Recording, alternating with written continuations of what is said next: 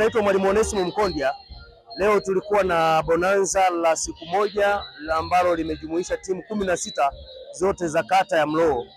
Na lengo la bonanza hili miaka kadhaa nyuma, miaka karibia mitatu minne, kuanzia 2021 nilikuwa na mashindano yaliyokuwa yanajulikana kama Mosi Super Cup.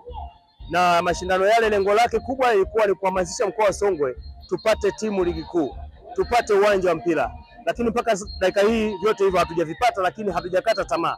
Na kupitia bonanza hili ni sehemu ya kufikisha ujumbe kwa viongozi wetu, wadau wetu wa maendeleo mkoa wa Songwe, viongozi wa kisiasa wa kiserikali, viongozi wa kidini, na wadau wote, wana michezo wote mkoa wa Songwe, na kila mtu anayehusika na mkoa huu wa Songwe, kwamba tunapaswa kuwa na timu ligi kuu kwa maslahi mapana vijana wetu, lakini pia tuwe na uwanja wa mpira kwa maendeleo ya mkoa wetu wa Songwe. Kwa hiyo tumekuwa na bonanza ambalo mmeliona wenyewe, limefaana zuri, watu wamecheza mpira mpaka giza linatukuta.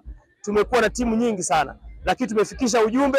Kwanza tunataka timu ya ligi kuu ya kuwakilisha mkoa wetu wa Songwe, lakini pia kupata uwanja wa mpira. Nafikiri ila uwanja na timu, viongozi wenye mamlaka wanaweza kuwa na sauti ya kuitisha kongamano kubwa sana la kimkoa.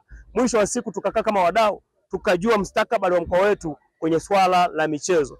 Michezo ni maendeleo, michezo ni maisha yetu, michezo ni burudani, michezo ni afya, michezo ni kila kitu. Ndio maana kwenye kauli mbiu ya Mosi Super Cup tunasema michezo ni maisha yetu. Songwe kuwa na timu ligi kuu inawezekana, kwa pamoja tunaweza. Mwisho tumeandaa bonanza hili kama kurejesha burudani kwenye mji huu wa Mlowo, lakini pia kuvishika vilabu vya Mlowo. Vilabu vyote vimepata zawadi, kuanzia mtu wa mwisho mpaka wa kwanza wamepata zawadi, mipira, fedha na mambo mengine. Lengo ni kuvisapoti vilabu vyetu. Asante sana.